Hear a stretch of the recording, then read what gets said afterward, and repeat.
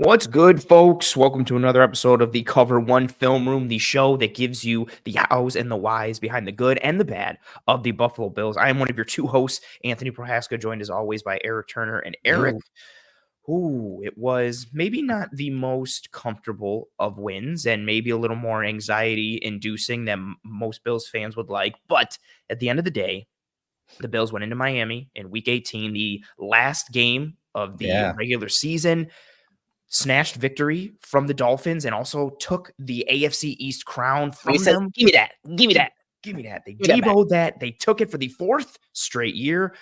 I never thought I'd be in a position to see the Bills be AFC East champions 4 straight years in a row, but lo and behold, here we are. And speaking of here we are, we're in the film room to break down some defense stuff, some offense stuff from a game that was tremendously important and had some tremendously important plays and schematic pieces on both sides of the ball that we're going to dive into in tonight's episode.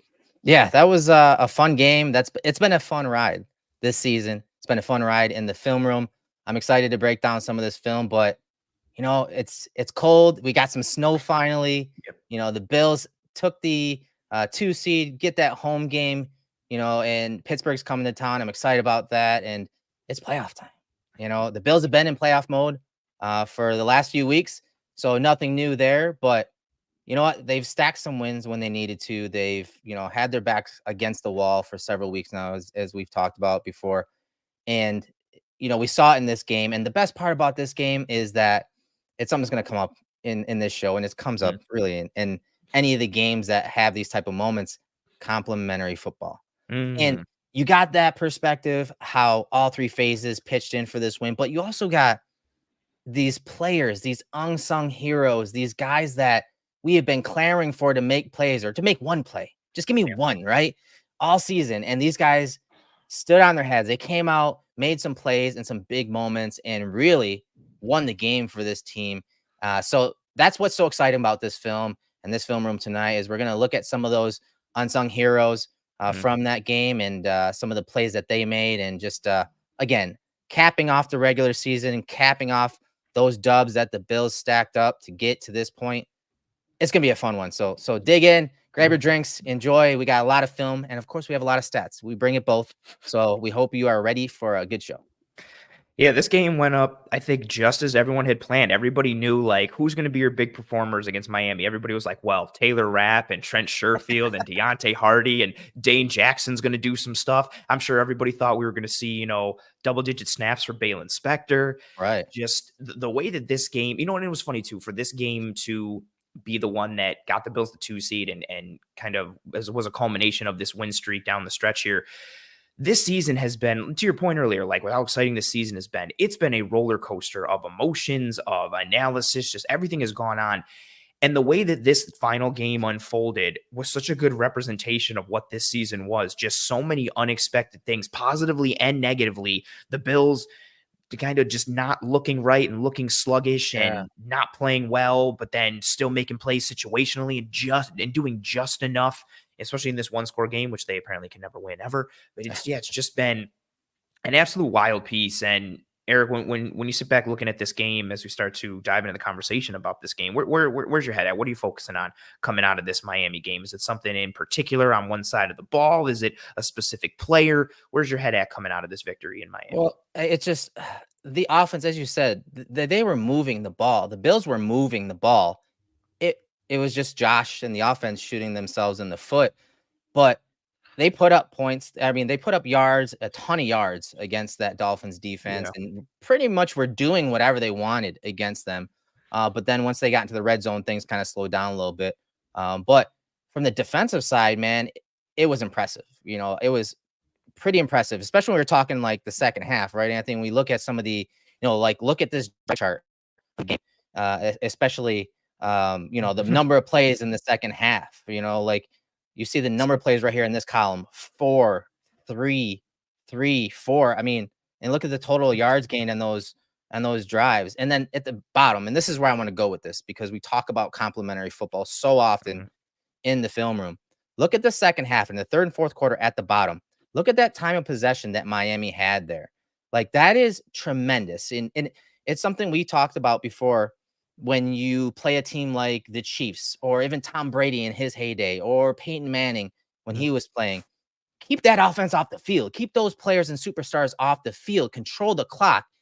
And the defense really did that in the second half. And of course, then special teams kicked in with the Mhm. Harty turn, which we'll break down here in the film room. And then the offense clinched it at the end. So, all three phases were humming, and that time of possession is really big in this game. And really, if you look at some of the splits from the season, I'll bring up here in a second. Yeah, this one was ridiculous in the second half. The Miami Dolphins, 5 drives in that second half for the Dolphin offense, 47 yards, 3 and outs, 4 punts, 1 interception, only 7 minutes of possession as you have down there. And Mhm.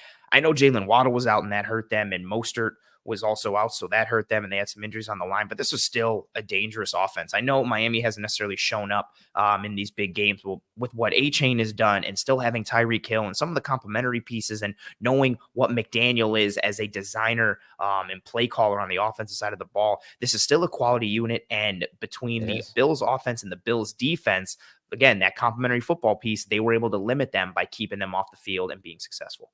Yeah, and I talked about the splits, from weeks 1 through 10, and then weeks 11 through 8. And here's some of the just some raw stats. But the ones I really want to focus on are the time of possession stats at the very bottom here. So from weeks 1 to 10, Anthony, time of possession for the Bills defense. So the opposing offense was 30 over 30 minutes. They were ranked 16th. And now from weeks 11 to 18, McDermott's defense has the lowest time of possession. And again, complementary football. And so that got me to thinking, like, well, if the defense isn't really having the ball in the opposing offense's hands all that often, kind of like this game, right? And especially in the second half, like you Mhm. guys are mentioning in the chat, I got to think, I'm like, well, then what was the offense looking like in weeks 1 through 10 and then 11 through 18? Look at the time of possession change there on that. So they were 16th in weeks 1 through 10, Anthony, but then 11 through 18, they're first in time of possession, 34-29 on offense. So I think my theory, my thought on this is that was one of the issues and reasons why McDermott moved on from Ken Dorsey. We always have known that Ken Dorsey was an aggressive player, a play caller, and him and Josh were almost like hand in hand, very aggressive, almost too Yeah, aggressive at blood for times, right? blood for each of them. Yeah. Yeah, super aggressive at times, almost too aggressive. And I felt like aside from all the little things that we've broken down ad nauseum in the film room about the issues we've had with Dorsey's offense, I think that was a big component. And I think once Brady took over and he started using some of those different weapons and getting some of that run game going, but then getting the running backs and tight ends involved and others involved and making it more multidimensional, I think that has really complemented McDermott's defense on top of some of the changes he made, especially late in games and some of the coverages they're playing and philosophy overall. All of those little things added up to the Bills stacking these wins the second half of this season and taking that 2 seed and getting that home playoff game. That's a really great point. And that difference there in offensive time of possession, going from 29:50 to 34:29, so like almost a full 5-minute difference, that can be at the very least, that's one possession. It might be two, depending on what's going on, or more. Like, to limit what your opponent is doing is significant. And again, that complimentary football piece, it's not just a tagline, it's not just a buzzword, it's real. And if anybody goes back and thinks to so many of the losses the Bills had this year and the lack of complementary football. Think back to the New England game and the Denver game. Like, oh, the offense goes down and scores, and then the defense just can't hold it, or the defense is doing enough to keep them in the Yeah. game, but the offense just isn't coming through. It just seemed like the Bills as a team were kind of chasing their tail and almost in this chicken and egg scenario of like, who is letting down who. It's like, well, the defense is letting down the offense. It's like, yeah, but the offense let the defense down first. It's like, yeah, but and you're just kind of going round and round. Yeah. But now, again, like you said, that complementary football piece, it's very real. You've got the defense. The defense and the offense are both playing well situationally, especially on like third Mhm. downs, to be able to get teams off the field on third downs defensively and then continue to succeed on third downs offensively. You're just increasing your time of possession. You're continuing these drive stats. And for this defense, huge credit to Sean McDermott and these guys for what they've done pulling this group together. They're still playing with depth guys and missing starters. They have for a Yeah. majority of the year. As well as they've played, you still don't want to tempt fate by putting them on the field more and more. You want to be able to let them stay off the field, stay fresh, and not put them into disadvantageous situations. And And the that's way the they point. play throughout Like, the offense. I love you mentioned fresh. That is super important for these guys. Because again, it seems like something that the Bills have done over the years is rolling guys, right? And they roll guys. Okay, starters will play 2 drives, and then they'll throw in those backups in. But if you're only having limited possessions, that's why you see some of Ed Oliver's numbers like increasing, especially compared to McDermott when he was in Carolina as a DC. So those guys' numbers are going up a lot more because, hey, you're controlling the ball with the offense and you're limiting the drives of the opposing offense and keeping some of those guys fresher on defense. And it makes a difference. Like, exactly to your point, how many people we've seen it for forever? How many people have complained about, oh, why are they rotating guys on the defensive line? Why are they rotating guys on the defensive line? But well, you don't have to rotate as much now if you're only going to be out there for 40 something plays instead of 60 plays. You can let your starters go longer. You don't have to go to the bullpen. You don't have to go to those relief pitchers. And then you combine that with the way the Bills have been an attack-minded defense this year, and it allows your starters to be on the field more and go 100 miles an hour 100% of the time more often, and it's creating problems for opposing offenses. Yeah, and so let's start off with the defensive side of the ball when we're talking film. And early on, the Dolphins did a great job of running the ball, getting some explosives against the Bills defense, and it was kind of cool how they did it. And that's one thing, like Mike McDaniel, Shanahan, that whole tree is they can do some freaking awesome things, some creative things in the run games, and it's very complex. But what they were doing with that little freeze where they open up the quarterback to one side, but then pitch it the other way, that is so minor, but it is so big when you're talking the speed and attacking mentality of this defense. And you saw how it would get the defensive linemen up, up the field, open up creases, hold the second level linebackers. And you saw HN and those guys kind of get some of those plays going on those pitches and that freeze concept. I thought that was pretty cool. That was like the freeze option in college, right? It's very similar to that. And they got some big plays, but guys like Bernard and Taron Johnson, who we're going to start off with, they really started to pick up on it, in that second quarter and slow things down. But, and I will say, I think a lot of people gave McDermott a little too much credit in the second half. I don't think the Bills defense made adjustments per se. I think Mike McDaniel, as he typically does, just went away from the run game. I hate to be the Debbie Downer. Like, it was a great call on defense overall by McDermott, but I want to give him credit for the Dolphins only running 3 rushing plays in the second half. So I was we got to stop. Oh, yeah. We got a super chat. Jared Faust, thank you very much for being here. And thank you very much for the super chat. And pretty awesome comment. Jared says, Wednesday nights are must-watch TV, in quotes, with you boys. No other Bills-related content comes close. We get the why here. Great job. That's awesome. Thank you. Thank you, Jared. Awesome, appreciate Jared. it. That's brother. awesome. Sincerely, thank you very much.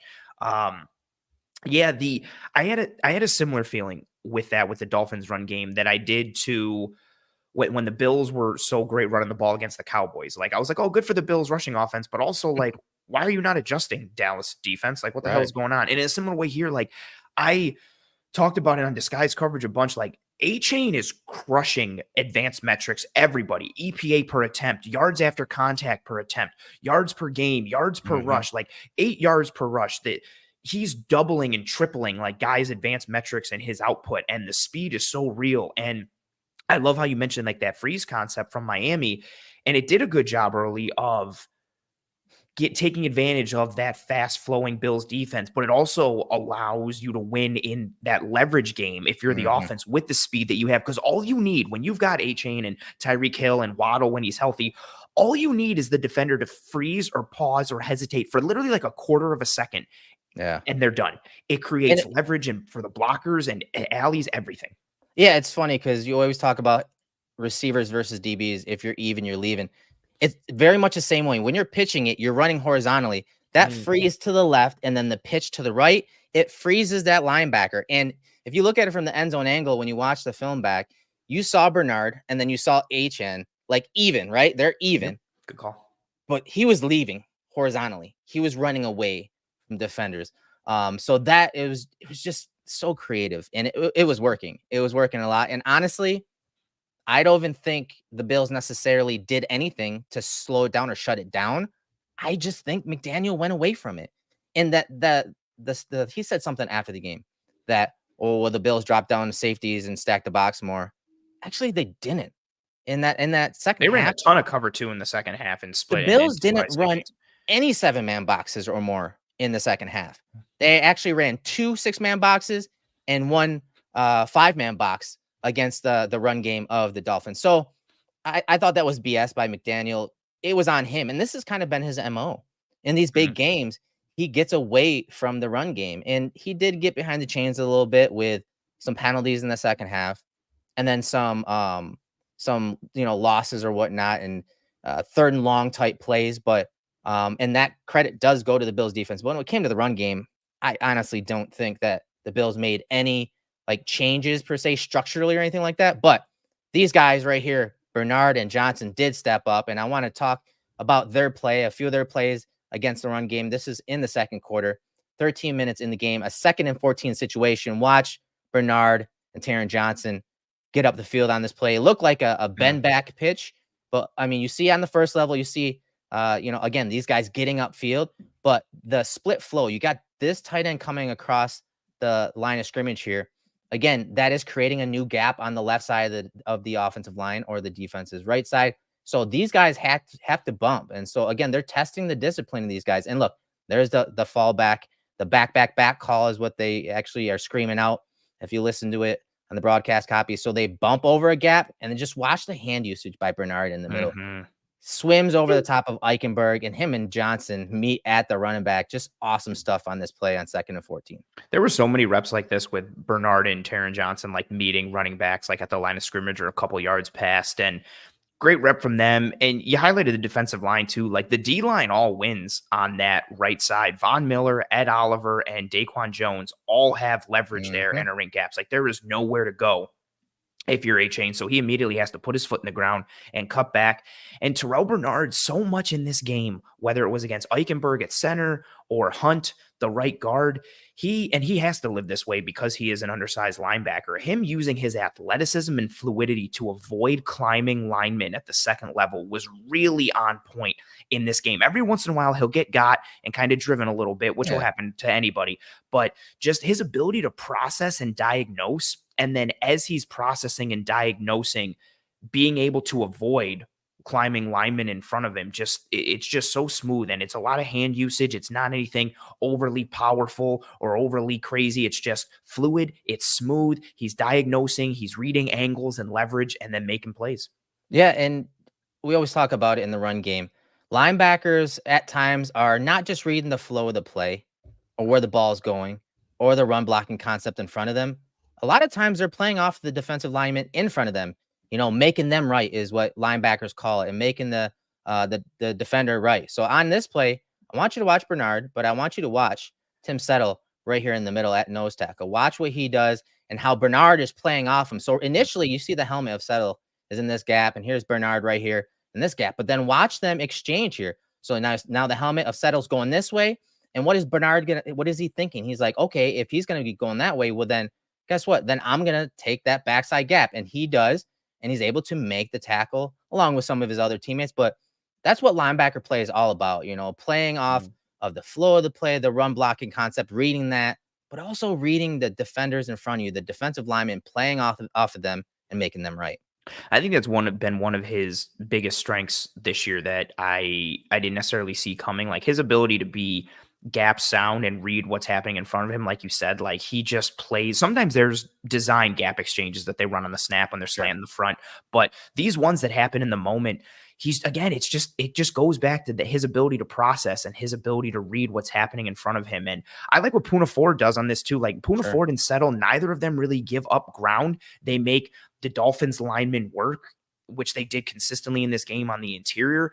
And then Bernard, he like matches Jeff Wilson's cut, number 23, the running back, almost to a T. Like he sees Puna Ford, or he sees Settle in that gap, like you said, and he just almost mirrors the cut of Jeff Wilson and cuts back into the hole and nails him and smacks him right there. And that was also part of my, to hit on your McDaniel piece real quick. Like, I know you don't want to just run any one guy into the ground, but I thought we saw more Jeff Wilson in this game than we should have. Yeah. considering how dangerous A-Chain had been. Again, like first in EPA per attempt, first in total EPA, first in yards per attempt, first in yards after contact, fourth in yards per game. I thought his speed would have stressed them a little bit more, but it seemed like they kind of went away from him as the game went on, in addition to getting away from the run. Yeah, and here's another play by Bernard and Johnson, this time against a gap run. Left guard is pulling from right to left on the screen. And once again, you're getting Tyreek Hill going across the screen. You're getting that guard pulling. So you're getting a couple different gaps added to the left side of the defense. So they have to fit it that way. Watch Bernard, and even Spector, watch him leverage his block and his gap right there. You see them both back because of those extra gaps added.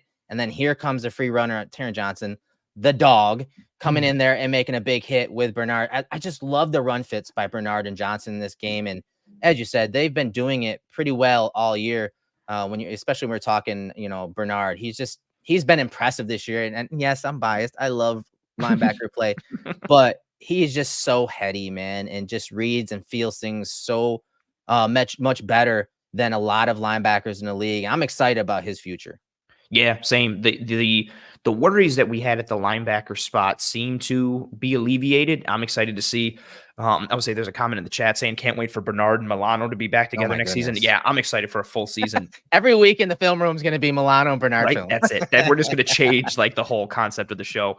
Yeah, and they're so sound. Like, and I love the freeze frame that you had here. Like, as you let the play go and you show Spector leverage his gap and Bernard leverage his. And then Taron Johnson coming in, pause it there. Yep. There's nowhere to go for the running back. Like literally there is a hat in each gap if you are the Buffalo Bills. That is sound defense. And then you've got Daquan Jones, who was a sight for sore eyes, getting up in Eichenberg's face, and then he's pursuing and coming down the line and making a play. He had a couple real nice rundowns and pursuit plays in this game. It's so many of these run stops that you saw in this game. Bernard and Taron Johnson were at the center of a lot of them. But they did a really good job when they worked well against the Dolphins run game. It was a team defense aspect for the majority of the time. They were controlling gaps. They were playing with good integrity. They were, doing their quote unquote 111th. Run defense more often than not is a team defense piece. And that one there too, like Hunt even tries to pull and hold Bernard, but Bernard still rips through it. So it's a good individual effort from Bernard, but really good team defense. Yeah, and so on to Taylor Rapp. He's another guy that was, signed this past offseason, a guy that we thought could have a role with the Bills. And with Jordan Poyer being bumped to dime backer in passing situations, we've seen Rapp a bunch this year playing, the split field safety looks. And this is obviously late in the game, fourth quarter, 1:22 on the clock, 1st and 10 situation for the Dolphins, right near the 40-yard line. And the Bills spin into this 2 robber call with Hyde dropping down the middle. And I just love this read by Rapp here. So he's up top right here, post snap. The Bills drop into that 2 robber look, and the Dolphins are trying to run just a smash concept. Actually, a pretty good call versus this look and this defense. But because of the alignment of Rapp and the ball being on the right hash, you see Rapp not really leave the numbers there. He's able to play and make a play on the ball, at the catch point on Tyreek Hill. Now, the ball kind of faded a little further upfield than Tua wanted it to, and that was because he felt pressure off the edge, so he climbed up into the pocket and, it threw off balance, and that's really not his strength, and it allowed Rapp to make this play, the first of 2 plays that we're going to break down in this film room. Absolutely. Great play from Taylor Rapp, and I like how you mentioned the smash concept. Like, this is like your a standard cover 2 beater, that smash concept, and the positioning, like you said, is so important. There's no real space for Tyreek Hill to operate with running that corner route, and Rapp knows it. He's just sitting there on the numbers, reading and waiting. His back pedal isn't too aggressive. It's nice and calm and under control, and he reads that break of Hill, and his eyes are immediately on the ball, and his path to the ball here and on the interception that we're going to show really impressed me. Like, so much. We've talked about Micah Hyde for years, who's not the fastest, but he's so efficient in his angles and routes to the football, like a center fielder in baseball. And it allows him to make all these plays and have this range. And that's a little bit of what you got here from Rapp, playing over the top and taking advantage of that lack of space with the Dolphins being lined up on the right hash. And then he goes up, man, almost high points to football. Like, he's got some hops that I did not anticipate him having. And we know Hill can get up. And again, although that, ball fades away a little bit and it doesn't allow Tyreek to fully go up and get it. Rapp goes up and gets it, makes a play on the ball. And then almost like Benford almost gets the pick. I was pulling my hair out here because I thought it was the pick. Yeah, there's Josh Norman. You could see Norman on the broadcast angle. His face like just peeked out of the corner. And like, I was just like, we're all Josh Norman right now. Like thinking like Norman was getting it on the sideline. He's running up the field with Deonte Harty when he houses it. Like he was feeling it. Oh, and then also last piece on this play, again, very small. And maybe I'm trying to find a silver lining on things. But some pop, from Mr. Von Miller, like a little bit of impact there. We've seen some flashes here and there, but for him to just lean and get that long arm into Austin Jackson, who's had a good year and got rewarded with a new contract, I rewound this a bunch when I watched it because I just thought like Jackson stepped on someone's foot, but no, Von just pops him. Well, I think what happened too is Tua knows that these guys, Rousseau and Miller, are on the man side of this protection as they're sliding to Ed Oliver and Floyd. And so I think in his head, he's like, okay, I got to be cognizant of Rousseau and Miller here. And it was a really nice long arm, had some pop behind it. And again, if Tua, Tua is typically throwing this once he hits the top of his drop, but he doesn't here. He steps up in the pocket, he's throwing on the run. That's a big piece of that. So even though I don't know if a pressure was actually registered on this play, but I'm telling you, he felt that because honestly, he really didn't need to do that. He didn't really need to run up into the pocket, and that threw off the timing, and more importantly, threw off that pass there, leading to that incompletion or pass breakup from Taylor Rapp. So on to the final play on defense here from the game, fourth quarter, 1:17 on the clock, 2nd and 10 situation. I just love how the Bills play this and how they leverage it, right? This is our real estate rewind, sponsored by Jonathan Miller, our boy from Metro Roberts Realty.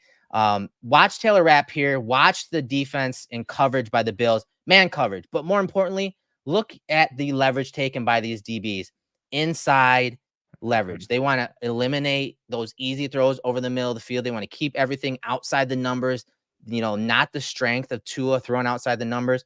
So Rapp knows that they're playing inside leverage. All he has to do is obviously not let anything get behind him, but more importantly, play the outer half of these two players. The Dolphins, once again, send a smash concept. Claypool's running the out route right here, get a little pivot, and then back to the middle right here by that wide receiver. But watch the read and break by Rapp here. Very good leverage of that play, and he's able to make that interception. And this is why this play is our real estate rewind play of the game. Taylor Rapp, man, talk about return on investment late in the year, but we'll take it. This was a huge play late in this game. Like we said earlier, everyone knew coming into the season that Taylor Rapp would be the big play safety that the Bills needed at the end of the year. And exactly to your point, like paying dividends with that investment into Rapp. And I think he's been given some flack from Bills fans over the past several weeks that I feel has been a little bit undeserved. He showed up on back-to-back plays with the PBU on the last one we showed, and then this one, closing out the game. Like you said, like it's just a smart, heady play. And this is where I think, and you mentioned as well, like he's at his best, like in these split field safety looks, like it allows him to, not get put into situations where his range gets called into question. Like he's able to just be in a half field spot, and he's so good in these short areas and in those like kind of closed down areas of the field. And he makes such a great read here. The ball isn't great from Tua, but he plays that leverage, sees the route, IDs it, diagnoses it, and then beats Claypool to the spot. And again, this throw is not even horribly offline. Like there's no way Claypool is getting this. Even if this ball is a dot and it's perfectly on Claypool when he comes out of the break, he's getting popped by Taylor Rapp. Like Taylor Rapp is in position to make a play on either Claypool or on the ball, no matter where Tua puts this. And again, Rapp knows the situation, cover 2 man, the inside leverage. He's almost kind of bracketing this by playing on the outside. Taron knows that, plays the inside, trails a little bit. And then the finish, like this is a hard interception. Like anytime you're diving and leaving your feet, and he gets full extension, I think lands on the ball, and that's what like hurt his ribs or kind of got the wind knocked out of him a little bit. Just A tremendous play from Taylor Rapp. And like you said, that's why it is our Real Estate Rewind, sponsored, of course, by real estate agent Jonathan Miller of Metro Roberts Realty. Jonathan uses cutting edge technology to help you sell your home faster. Professional photographs, a 3D virtual tour, drone photos, and videos are all included with each listing at no extra charge. He loves working with buyers and sellers in all price ranges, and he donates a portion of his commission from each sale to help rescue an animal. His phone number and contact information can be found in our episode show notes, whether here on YouTube or whichever podcasting app or platform you're listening to the show on.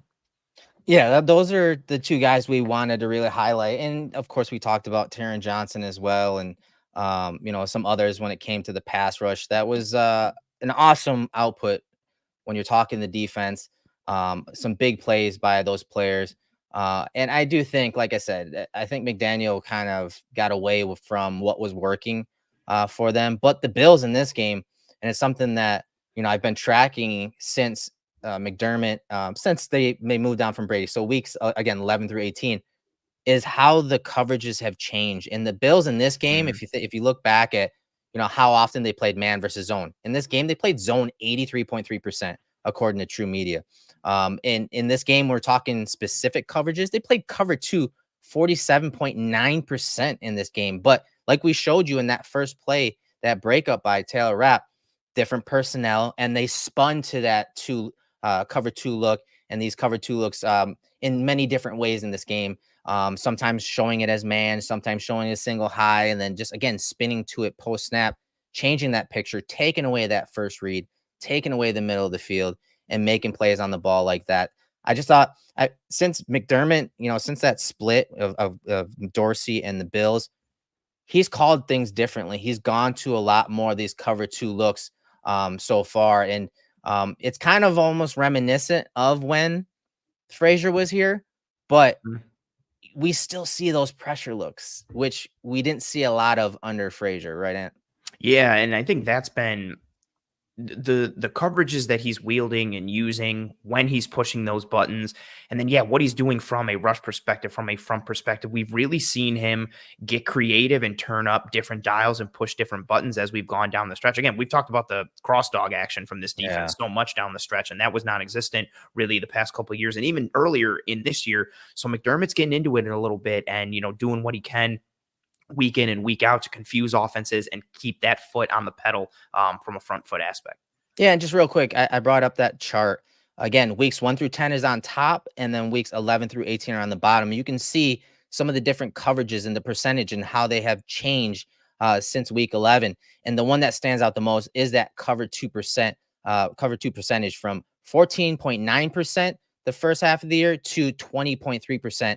From a weeks 11 to 18. And then the other one was cover 1 going from 17.2% to 11.9%. So they're playing a little less of that man coverage. And, again, the time of possession plays into it, allowing them to pin those ears back and rush primarily with 4. Of course, again, they're still blitzing at relative to prior years at a higher rate, but it's just been fun. McDermott has been, and maybe this is because of the personnel and the injuries and how he's had to, make ends meet.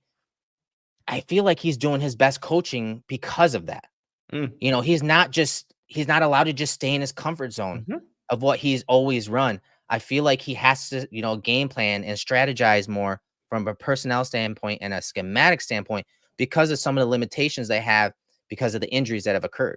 I completely agree. He has to compensate for the dudes that he's lost on that side of the ball. You can't just sit back and not necessarily that he would just kind of sit on his hands, but you can't afford to do that if your horses aren't in there. But you can if you have a full, Tre'Davious White and Daquan Jones and Matt Milano and all these guys, and you can just sit back and be like, the system's the system. I can just let these guys hunt and do their thing. But when you have, again, we've talked about it, like they've lost bodies in general, but they've lost important bodies, and they've lost important bodies at premium positions and important positions, especially for this defense. So yeah, he can't afford to just sit back and rely on the dudes he has out there. No disrespect to anybody who stepped in. So that's why he has had to push those different buttons and turn different dials at different times and kind of ratchet up coverages. And again, like the fact that they're playing 2-man and that they're using different odd fronts and things and covering up the center and trying to dictate protection, that's different than what we've seen the past couple of years, where it was just like, and even earlier in the year, granted, this is McDermott, different than Frazier the past couple of years, but we still saw some of those elements. But as the season has gone on and they've lost bodies, he's turned into a different coordinator and a different play caller on that side of the ball. And it's paid dividends for this defense. And speaking of paying dividends, Eric, we here at this brand, we appreciate all the different levels of support that all the folks and friends who support us give, whether it's word of mouth, whether it's likes or super chats or anything and everything. But one of the pieces that, we really try to drive home is that one pass subscription, that insider access to the Cover One brand and team. It's something that we really bang the drum for. And, why don't you tell the people a little bit about that? Many people ask us the best way to support us here at Cover One, and that is to sign up to become a Cover One Pass member. That contribution helps give us the access to all the data and information we use to create the content that you love. And I think most importantly, brings you into our community of insiders. It's a great community based on Slack. I know a lot of people don't want to be on social media anymore or be in on those conversations. We bring all of it to you right in our great community of educated fans. And most importantly, you get access to our content creators. Even better than that, everybody loves merch. You get awesome t-shirts, a cool decal, and a letter from the Cover One team signed directly to you. All for $60. That gets you the entire season, next year's free agency and draft. $60. Click the link in the description. Cover One Insider. Become one today. Yeah, that's honestly one of the proudest things that I've gotten from creating Cover One is that Slack channel, the community, the loyal supporters. I mean, loyal. You guys have always been here for us, whether it's just on YouTube or as an insider, subscribing to that premium content. The community that we've built is really what I'm most proud of. And, especially on game days, man, it's so much fun. Like, as years have gone by, like social media, especially like Twitter or X, whatever you want to call it, it's brutal, man. It's very over the top. It's too much overreactions for me personally. So I try to avoid it at all costs, maybe even this year more so than prior years. But I'm always in the Slack channel with the guys, with our, they're family. I mean, they become family and friends, honestly. Anytime we come into town, we let everyone know and we meet up and have meetups and dinners and drinks and all that stuff together. So it's fun. We couldn't do any of this stuff without you guys, the telestrators, the analytics, our sponsors, like everyone that pitches in, including the insiders is really what really, drives this show, but more specifically drives the network and what it gives us the access and ability to provide that in-depth content that you guys crave.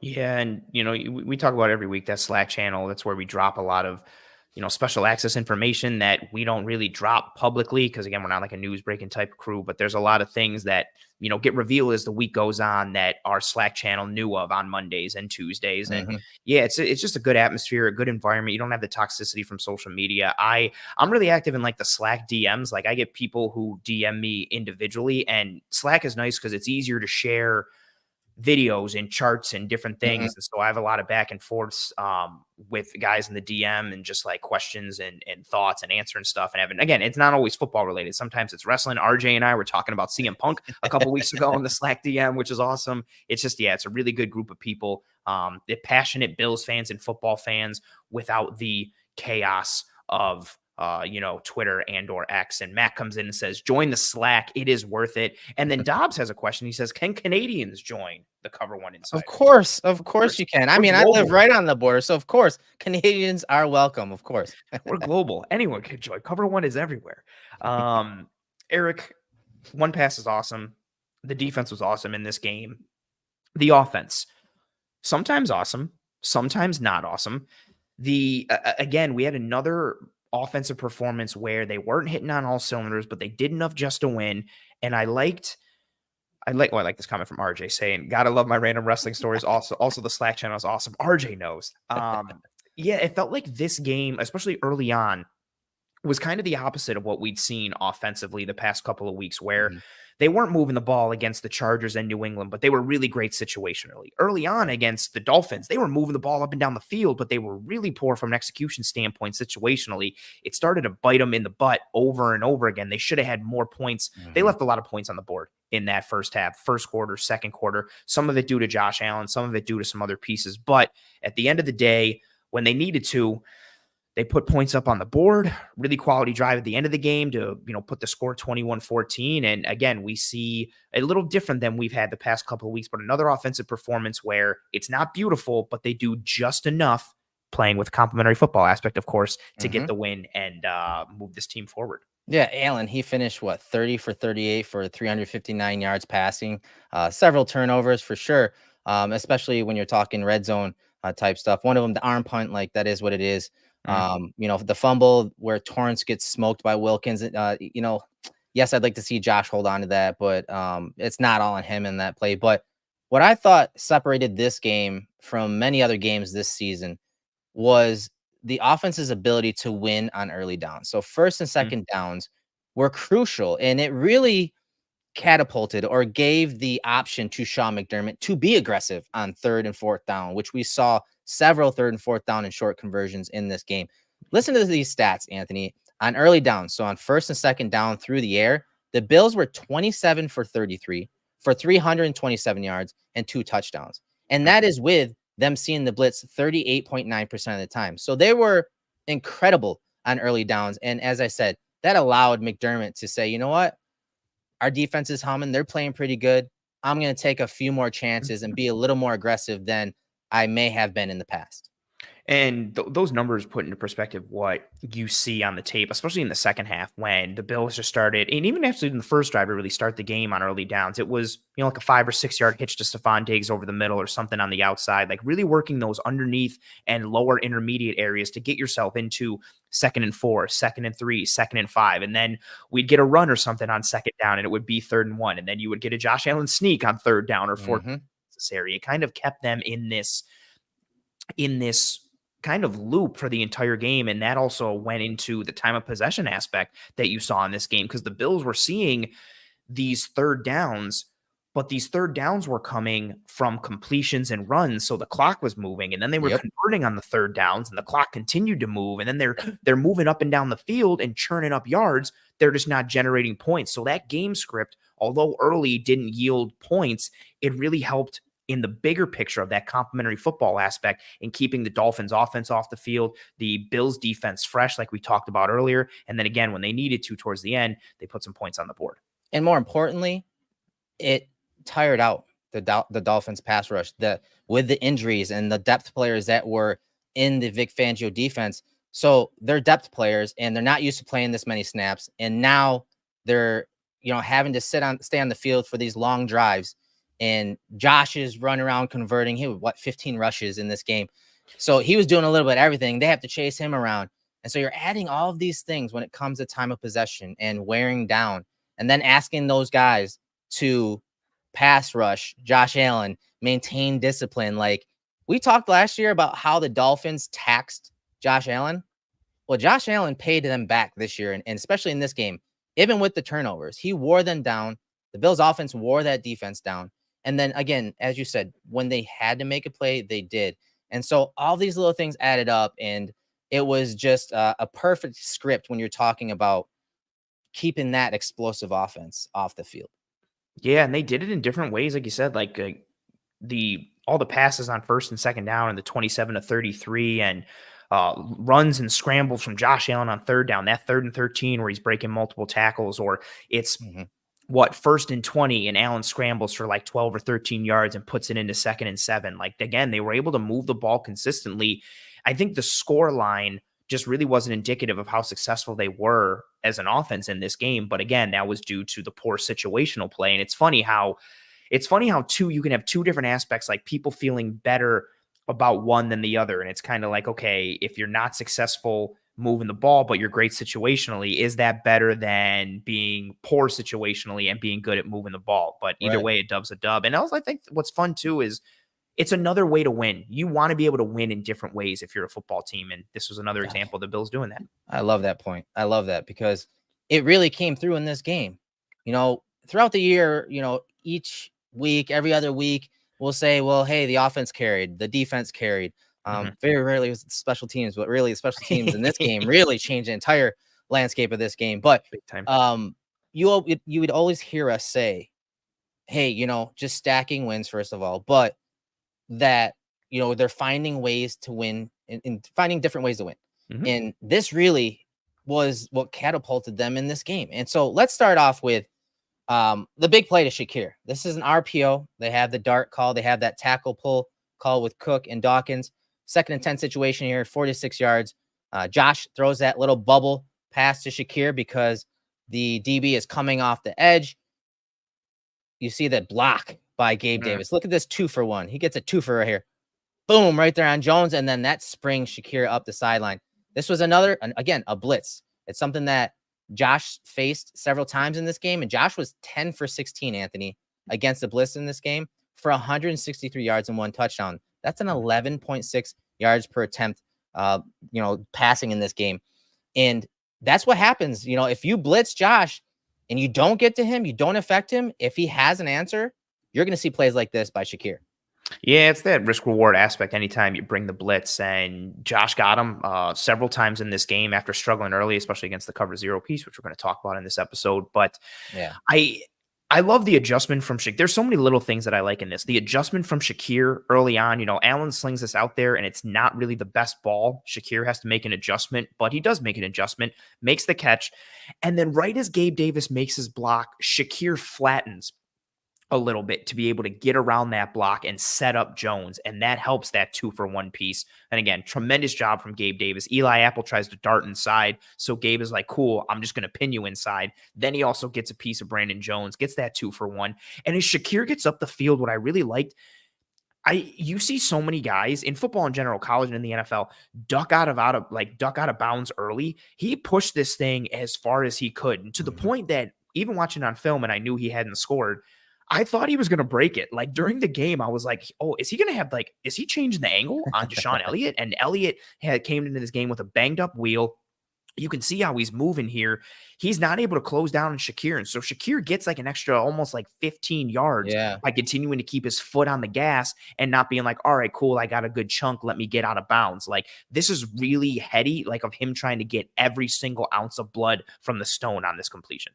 Yeah, it's awesome stuff. And I feel like a lot of fans have issues with the bubble screens and these kind of plays like this.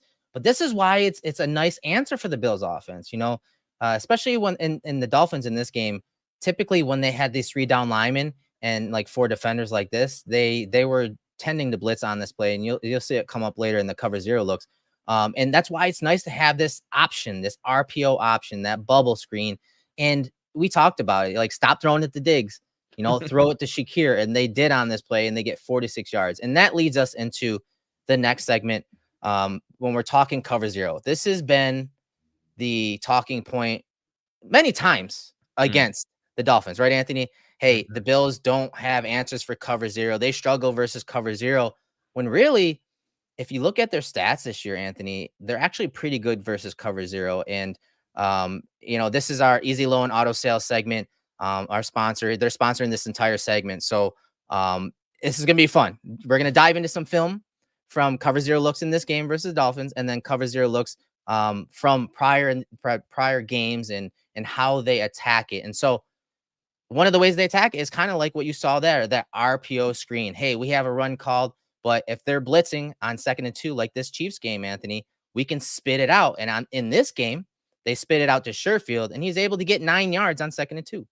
And this is so much of this is going to be, again, that risk reward aspect when you're blitzing in general, but especially with cover 0, you are looking to create a negative play or a toxic differential play, or there's the opportunity to get got by the offense. And I think so much of that cover 0 conversation from a negative perspective for the Bills coming out of the game against Miami was really influenced by that first interception to Gabe Davis. It was a cover 0 blitz, and it was ugly and messy, and he throws the pick, and it's in the red zone, and everybody's kind of freaking out. But they've been better than Again, with the numbers, like I think better than people realize. And it's just with little simple things like this. Like you see that blitz, you've got numbers on the outside. It's basically 3 versus 2. Get the ball quickly into one of your playmakers' hands. You got a hat on a hat from a blocker perspective. And not everything has to be a huge 46-yard gain like it was to Shakir. You just take a nice little 10-yard gain here on 2nd down and 2. At the very least, it's a 1st down. You move the ball. Maybe it turns into something bigger, but this is the risk that you run when you run this kind of defense against the Bills.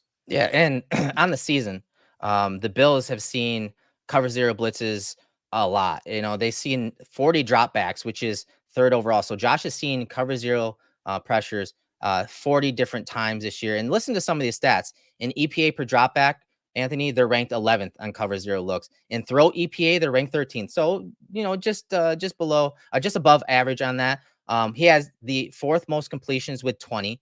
He has the 2nd most yards at 227 yards versus cover 0. And he averages 7.1 yards per attempt, which is 6th overall against cover 0. And then 5 touchdowns versus cover 0. That's ranked 3rd overall. And then some of the explosive plays, they have 3 20-plus yard completions, which is the 3rd most in the league against cover 0. And then 7, this one's good, 7 10-plus yard completions against cover 0, which is 1st overall. So I feel like, especially coming out of this game, I think fans thought that, hey, the Bills don't have answers versus cover 0. No, they do. Sometimes it's disguised well, and they aren't ready for it. And, usually every play, regardless of the play, has a hot or a sight adjustment. Well, if that receiver is not feeling or sensing blitz, then he's not going to run that sight adjustment or hot route. So other things happen, but more times than not this year, the Bills have actually been pretty good against cover 0. And this Dolphins game, again, was a good example.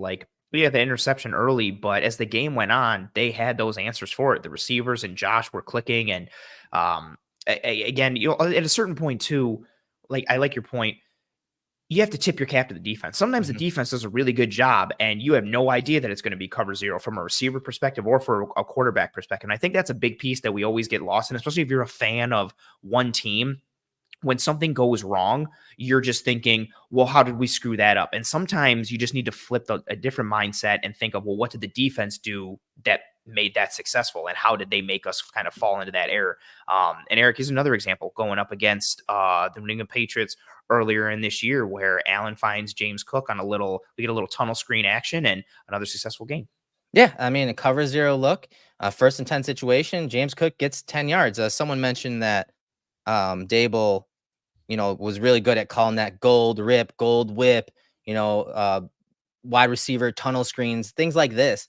And Dable, they did. And it's still in the playbook. And more times than not, it's only from certain formations. This empty look is one of those formations, especially when you have Cook out wide.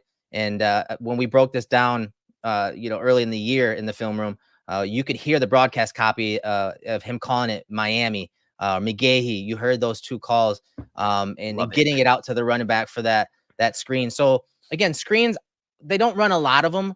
More times than not, it is when they are in these cover 0 looks. And I think Charles asked in the chat about, so are the linemen pulling just, here we go. Are the linemen pulling just... We both keep clicking it. You click it. I'm sorry. I got it. Are the linemen pulling just eye candy on those RPO looks? No, it's actually a run call. But because of the leverage and numbers that the Bills have on the outside on that play to Sherfield, Josh can pull it and throw it out there on that screen. So again, he's reading it just like on that Shakir play. That corner came, they're still running it as if it's a run up front, but Josh pulls it and throws it out wide. So good question. Again, RPO, run pass option. Some people call those a run with a pass tag where it's a read, but either way, it's not eye candy. It eventually does become eye candy when they do throw it because you're getting the flow at that 2nd and 3rd level, those eyes going with the puller and the flow of the run, but getting it out on the edge. Joe Brady called it spitting it out in certain situations to that guy. It's important when you're talking cover 0. As you said, it's usually a boomer bust type call by the defense. And we're going to talk about why it can be boomer bust here in a second, but watch his play versus cover 0. Now, there are different types of cover 0. Sometimes you're not having a safety deep, it's cover 0, but they're only sending 6. They're sending 6 guys. Sometimes they send 5 guys. Maybe it's 5 and one's a spy, right? And one guy's a rat defender underneath. This is a cover 0 pressure with 6 men rushing. And when this happens, Josh is very dangerous for several reasons. One is because he can extend plays, and sometimes it's from the pocket, sometimes it's outside the pocket. We're going to talk about both. But right here, he hits the top of his drop. He has pressure in his face. What's he do? Slides to his left, throws, fading away to Diggs on a frozen rope for a 17-yard gain. Think about that. Under center, play action, cover zero blitz, 6-man pressure, guy in his face, and he's able to throw that frozen rope down the field. That's why Josh Allen is dangerous when teams try to run those cover zero looks. And when you mentioned the numbers of what he's doing on the year with those cover zeros and the yards per attempt and, the touchdowns and everything, like he's going for, and it makes sense given, how he plays the game, but he's going for the throat on these, cover one aspects. But again, that's where you're vulnerable. Like you're susceptible to those chunk plays because you have no support. Like you are in pure one-on-one coverage and situation. Even if he wanted to, like if the protection had held up, it's not a word. If the protection had held up, he's got Gabe Davis on the deep over on the middle of the field. Like there are options because of that spacing that is provided to the offense because of that cover zero aspect. And I love that what you mentioned about the different pieces of cover zero. Like I feel like people think cover zero is just, okay, that means you're sending everybody. Yeah. And if there's 4 receivers out in the route, there's only 4 dudes in coverage and everyone else is blitzing. Like, no, it can manifest in different ways. Like with what you have here with Brandon Jones, number 29, kind of sitting as that low hole player underneath. There's little wrinkles and different ways that you can play it. I mean, even Miami is a good example, right? Like Flores and Boyer, the past couple of years, when they were running cover zero, it was usually like everybody's coming. Like everybody and their mother is coming. You just don't know when and you don't know how. But this year with Miami, again, being a Fangio defense, when they have brought it, there's been wrinkles and levels and layers to it. Yeah, and in this game, I have the stats. In this game, the Finns played cover zero 23.2%, which is very high for the season for them. And so Josh in those situations was 3 for 5 for 41 yards, had the interception that was intended for Gabe Davis, but he also had one drop by Kincaid. We're going to break those plays down, but let's get back to some of the different types of pressures and how Josh and the Bills offense beat these cover zero looks. So this is 3rd down and 8, and this is another 17-yard gain. So again, another big play down the field. And initially, you're going to see Josh probably, the hot right here is probably Cook, but Cook's not looking right now, so he can't get rid of it. But this is why it is boom or bust. More times than not, if Josh has a free runner on him, we've seen him beat that guy more times than not. I'm talking probably in the percentile of like 80%. Like he's beating that one-on-one rusher there. So this is a 5-man pressure, but that guy's unblocked. And watch you see him just right there. That's his patented move. Get that guy out of there. That free runner is not a factor anymore.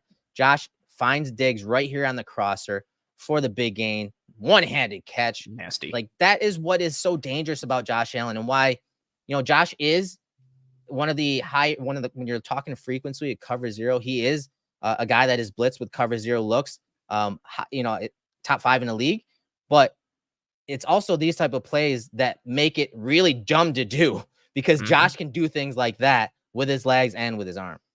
We were talking about it offline before the episode started, and you had a really good point. Like, okay, cool. If the free runner is a defensive lineman, are they athletic enough to stay with Josh Allen? If the free runner is a DB, or a linebacker, like, are they strong enough to bring him down and or potentially athletic enough to stay with him? And on the year, the numbers from pressure numbers for Josh Allen, he's been one of the best every year at, having a low pressure to sack percentage. But this year, amongst 45 qualifying QBs, he has the 2nd lowest pressure to sack percentage in the NFL at 10.3%. He's been pressured 232 times, which is the 5th most in the league, and he's only been sacked 24 times. And the only QB who has a lower pressure to sack percentage than him is Bagent, the quarterback from Chicago, who has a much less sample size than Josh Allen in overall pressure pieces. And again, this is like a really good example. Awesome catch by Diggs as well, but that's it. Like when you run these blitzes, especially against Josh Allen, you're either going to get him or you're going to get got because of the type of player he is with that athleticism that he has. Right. And so this is another cover zero look, but again, they're only sending 5 guys. And so you get one guy right here. This guy's flashing down to Cook, but there's no one deep. And if it gets picked up like it does here, Josh has all day and you see him hit Kincaid down the field. And I looked up like the targets, like who are the guys that Josh goes to when cover zero looks head his way. And of course, Diggs is number 1 in the, I think he's targeted 33% of the time. And then Kincaid is 25% of the time. And then everyone else below that is like in the teens, low teens, like I think 11%. Like those two guys are usually the hot or the guys that Josh is going to in these cover zero looks. And you saw this big explosive play for 51 yards on first down against the Patriots. And we're going to see it, when we look at the Miami tape too, like as the game progressed, those cover zero looks or those blitzes from Miami, and Allen was finding Kincaid, especially over in the middle of the field. And again, this is the risk reward aspect. Kyle Duggar is sweet. I can't stress that enough, especially last year. He was erasing tight ends. And because you're playing cover zero, you got nobody over the top.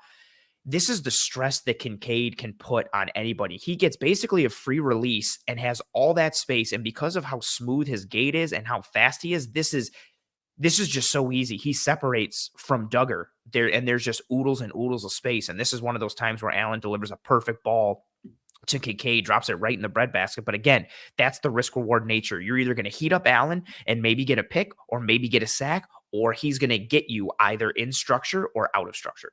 Yeah. And we talked about, whether it's a 5-man pressure, 6-man pressure. Well, when you get these free runners, if it's a DB like it is on this play, I mean, good luck. Good luck trying to tackle Josh Allen on this play. So here's a cover zero look.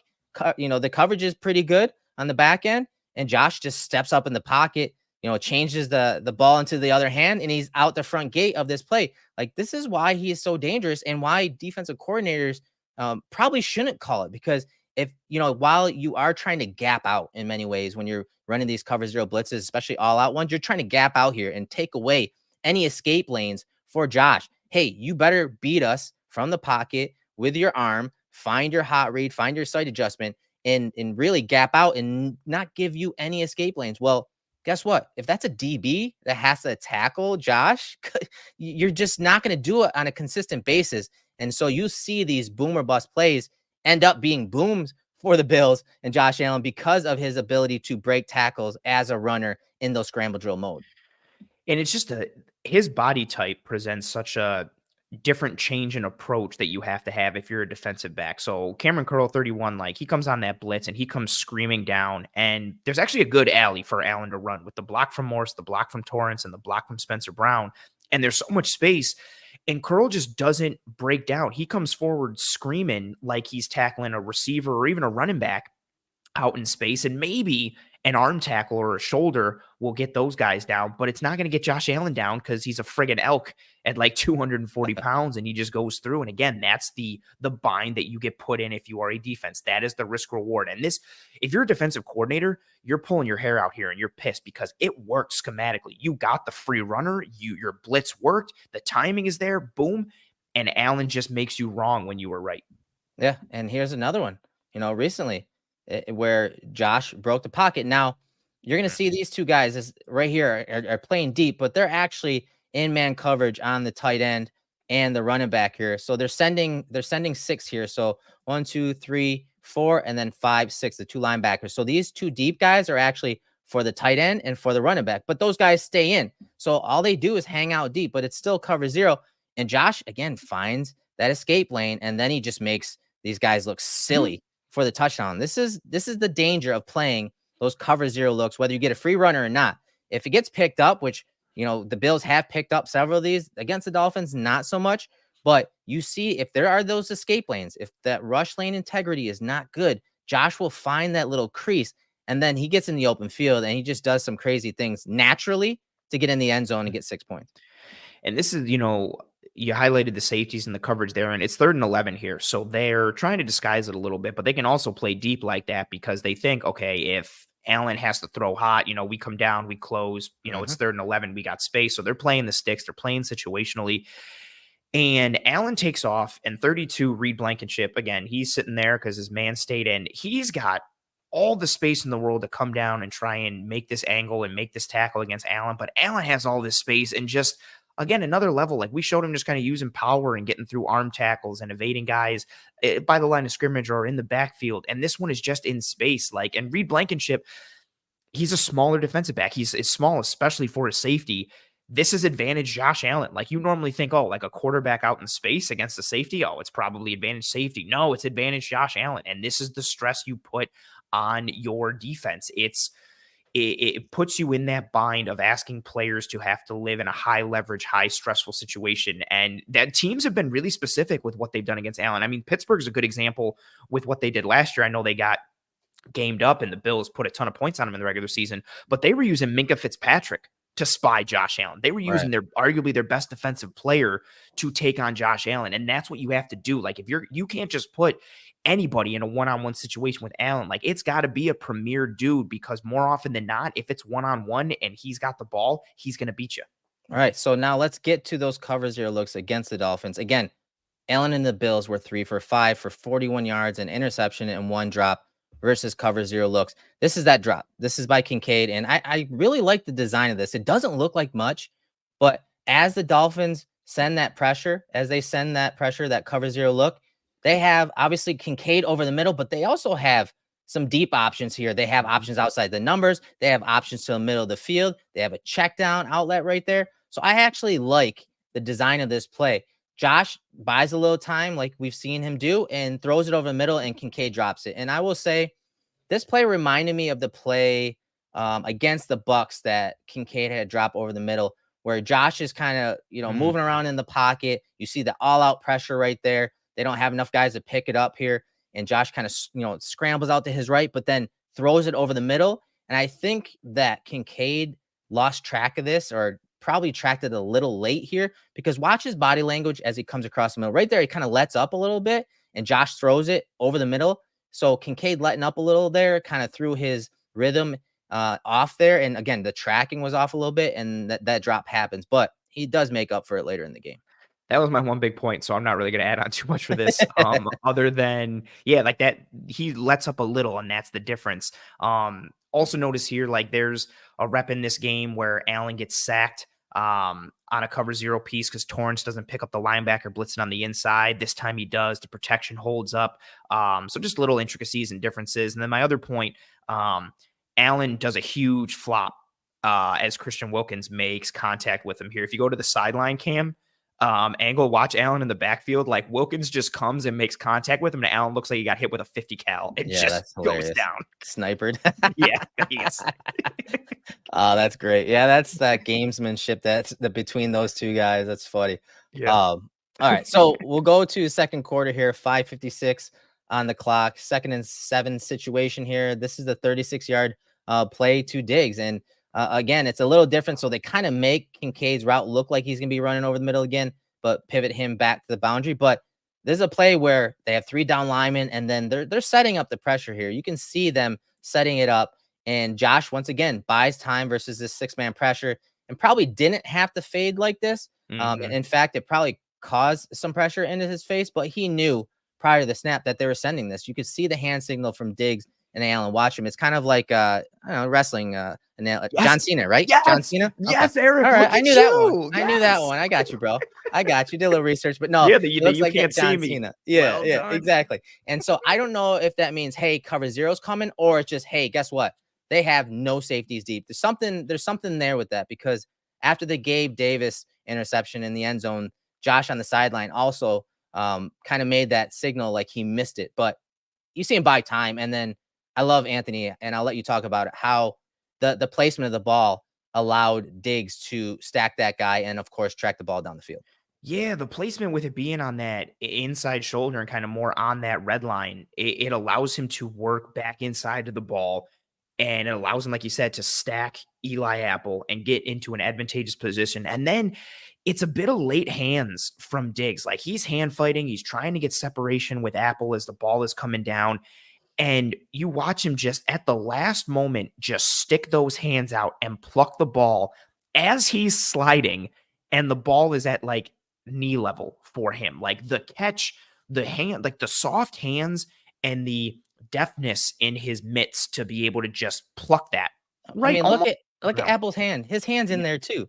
It's not bad coverage. No, it's not. And his hand's in there. The ball's in the hands of Diggs. But then I really love how he tucks this and uses his body to shield. He immediately puts it, into his body, and then uses his back to shield Apple so he can't break it up once he comes down the ground. Man, that's just a silly play and an explosive play down the field, Anthony. Yes. 2 Diggs from Allen, which he did miss Diggs. Yes. Diggs should have had a even bigger game than what he ended up getting.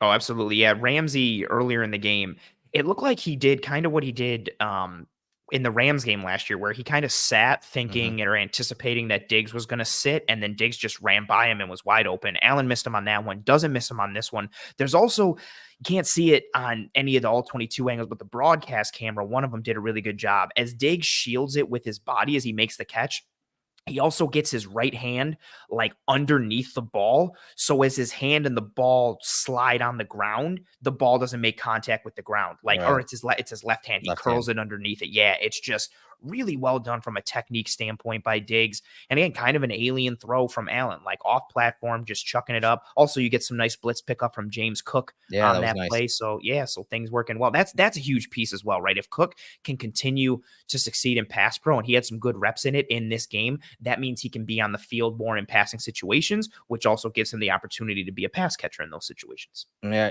And so now we're in the third quarter, 10:42 on the clock, 3rd and 5 situation. This is a sack. And again, I think it fooled the protection, but it also fooled Josh Allen and the receivers on this play, because prior to the snap, usually if that zero blitz is coming, again, you'll have hand signals, and it's obvious that the blitz is coming. You could see the blitz stems; they're showing it right there as that dummy cadence comes. And so I'm not sure why they didn't have a hot route or sight adjustment with this. To me, just the way Josh looks to the bottom of the screen right here. To me, I think Shakir is supposed to be the hot here, but for some reason they just run their normal routes. And so I don't know what happened on this play. Obviously the protection broke down, but it seemed pretty obvious to me in hindsight that the blitz was coming and they needed to get rid of the ball. They didn't there. And there's that 8-yard loss there on the sack. And as you talked about, I don't know, again, the protection here, if you're supposed to get a punch step right here, a power step inside, by Torrance to pick up Baker.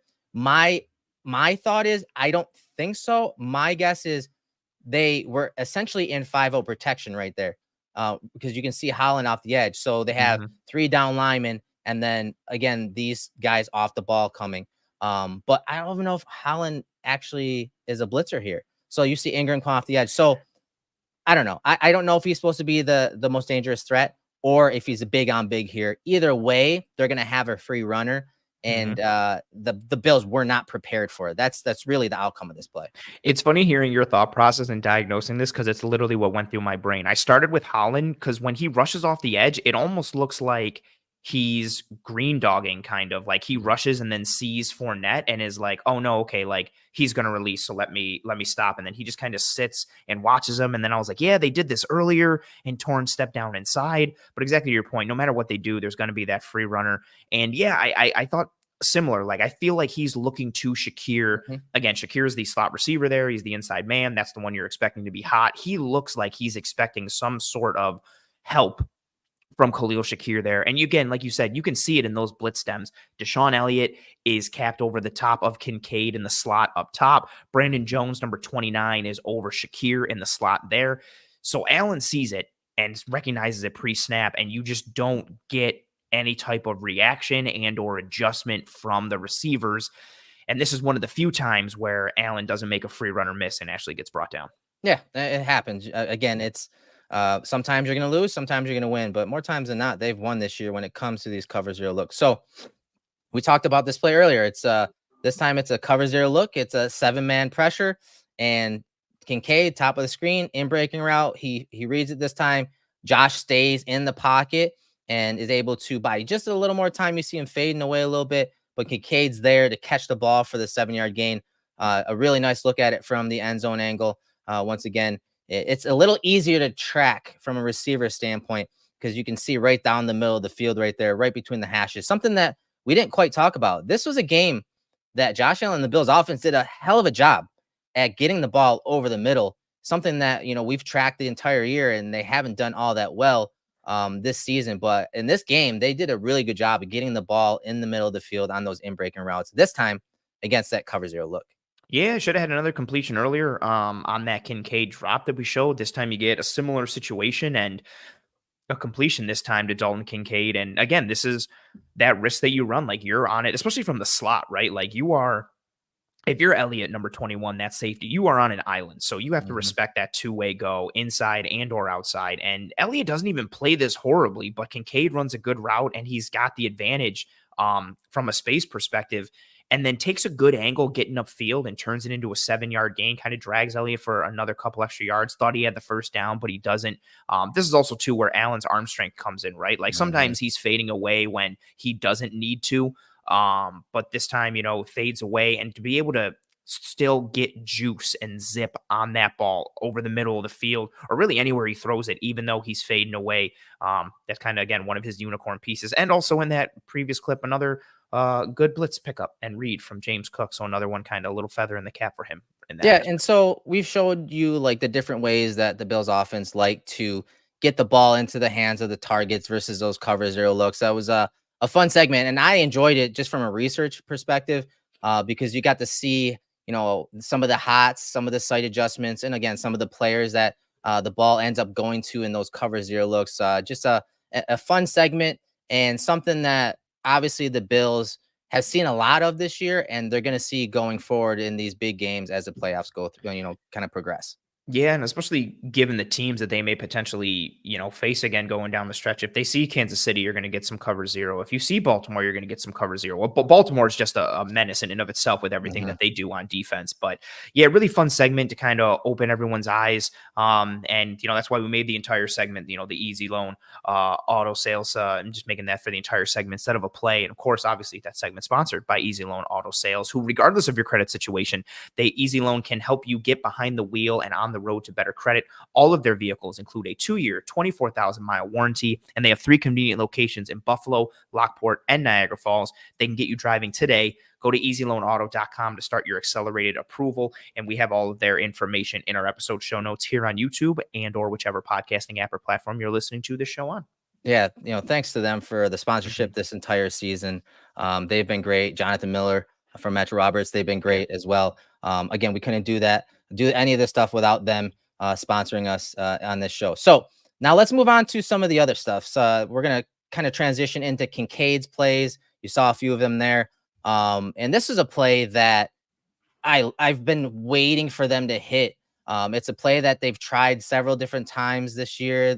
Kincaid had a drop on it versus the Eagles. It drifted a little more upfield rather than this throw where Josh kind of threw it on the rope. But I love it because it builds on a play, Anthony, that we've broken down several times where they use Diggs on this eye candy. And then usually you're going to have Kincaid kind of sit right here on a hook over the middle of the field. But on this one, they make it look similar. And this is something that the Chiefs and Kelsey have run for many years now. And I just love it. It attacks, you got 3-level passing concept to half the field right here.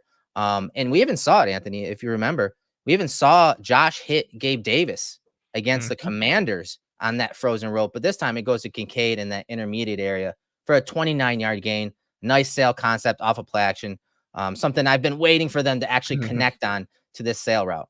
We've talked about it so much over the past couple of years, that sail concept or that sail route.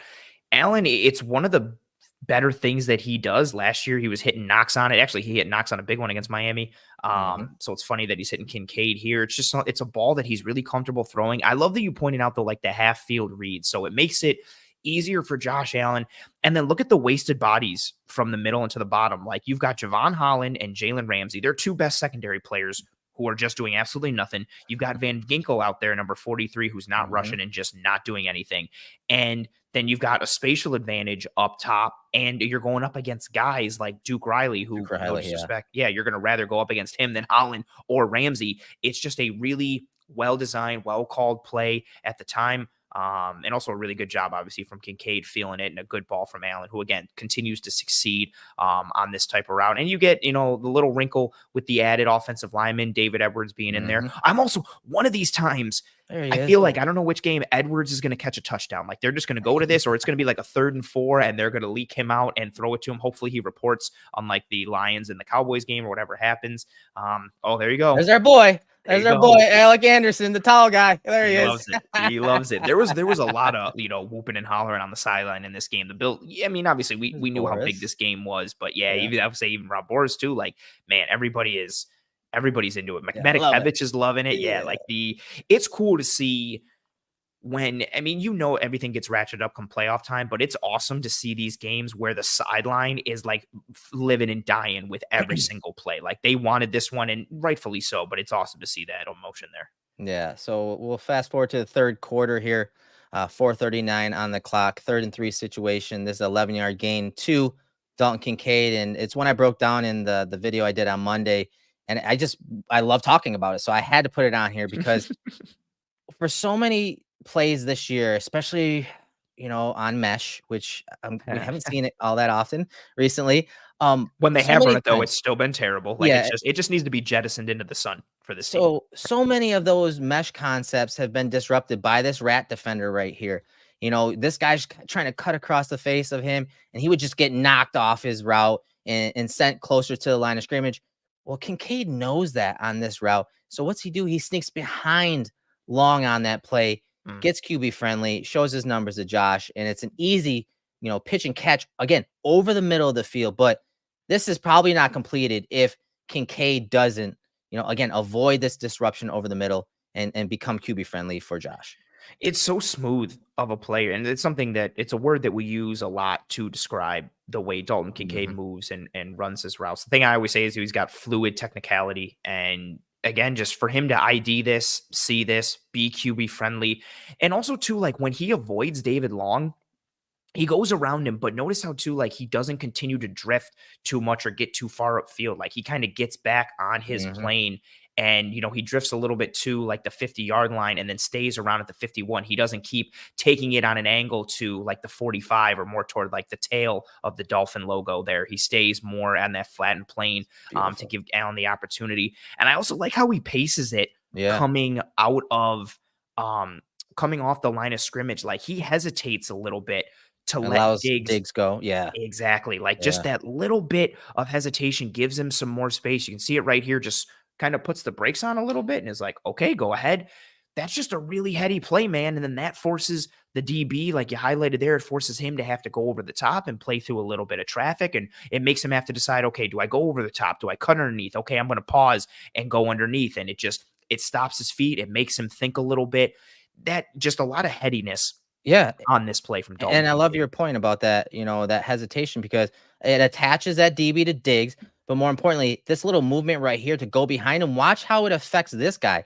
I think that defender is actually thinking, you know what? He may pivot back out. Yeah, because he stops his feet. Freezes up. Yeah, he does. Watch him stop right there. But it also look at the little rub right there as well. So there's a lot going on there. And that's why this is so important that he avoids that guy and goes around him, because typically that guy is asked to disrupt that route to give this guy time to get back into the hip pocket from being in off coverage. And again, just smooth there from Kincaid. I love it. I wanted to talk about it again because he's had a remarkable season, and it's because of plays like that. That's why he's got so many plays, targets and receptions for the Bills this year. Just awesome stuff. And on this play, he gets the big play down the field. It's a 26-yard gain on first down in the fourth quarter. But he gets help from another unsung hero in this game, a guy that, many of us this season have kind of tapped out on when you think about the lack of production we've seen from him and maybe set the bar too high and expected too much of him in his role. But this little rub concept, and it's something that, I was going to say Dorsey, but Brady went to a lot late in this game, especially in the fourth quarter, these rub concepts, because the Dolphins played man coverage a ton in this game, up over 50%. And the Bills don't typically see man coverage a bunch. They're in the 35% range typically. The Dolphins went to man a lot. And that's why this little rub right here by Sherfield and allowing, Kincaid to get that free release against Ingram is so important with no help. And then just the layered throw from Josh and location was just money down the field. Just awesome work by the Bills offense and getting their first round tight end involved late in the year, finding those matchups, and then again, converting with a nice throw from Josh. I remember seeing this on the broadcast, and my thought was, okay, Ingram is going to rush, and because Brandon Jones was capping him, and I was like, okay, Ingram's going to rush, and Brandon Jones will pick up Kincaid. And the fact that they just left Melvin Ingram one-on-one with Dalton Kincaid, again, it's just the way it played out, but, certainly an advantageous spot for Dalton Kincaid. And yeah, you highlighted Trent Sherfield. Like, he is more than willing with his physicality. He's like, okay, cool. I'm just going to get right into the kitchen of the corner, and I'm going to drive him back a little bit into Ingram. And honestly, you probably don't even need that much of a rub because it's Kincaid on Ingram, but that little bit helps. And honestly, too, like given where he is, like it's not the worst job of coverage from Melvin Ingram, given he shouldn't be living in that space. But this is that advantageous aspect you have for Dalton Kincaid. And again, we get another job by Kincaid after his release of pacing this route. He gives the route distribution time to breathe. He comes off and kind of chops his feet. He lets Sherfield create that rub. It's good pacing. We just see time and time again, his athleticism and everything he can do physically was on display starting in training camp. But as this season has gone on, we've really been able to see, again, the headiness and how high of a functioning football IQ Dalton Kincaid has. And then the athleticism here, I was Anthony, gonna say, like tracking, like he's turning around, backpedaling, and then the catch away from his body up over his head as he's backpedaling. Like, come on, man. Like, come on.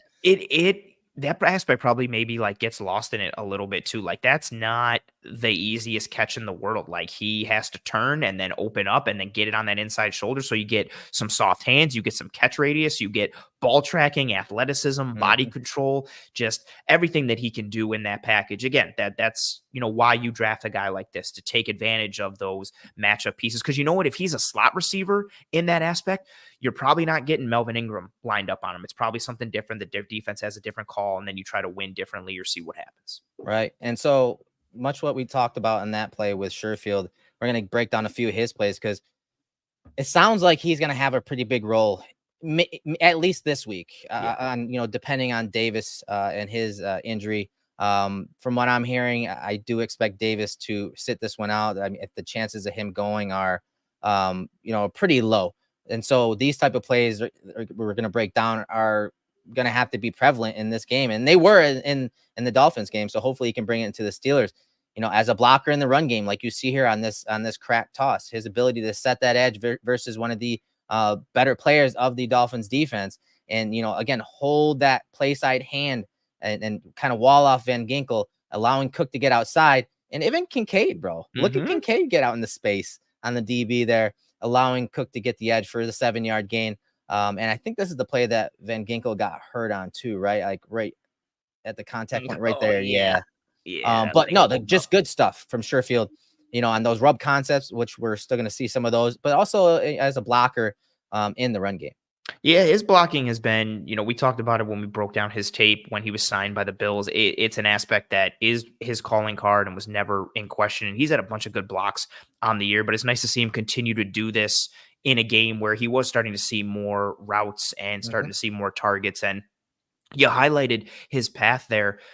It's good. He doesn't undercut it. Like he gets his hands right on Van Ginkel and then starts to seal him and drives him inside. And that's all like you're looking for. Like in a wide receiver versus an edge or linebacker, they're going to be outweighed. They're not going to have the body and the frame. So they got to win technique and they got to battle. And yeah, look at that. This is really good technique. I said hand placement on the play side, his right hand, he's got that up near the shoulder. And then watch that left hand. Yeah, you said refit, gets that hand inside right there. Really nice work. Obviously, he's not as strong, so he doesn't hold it as long as he could.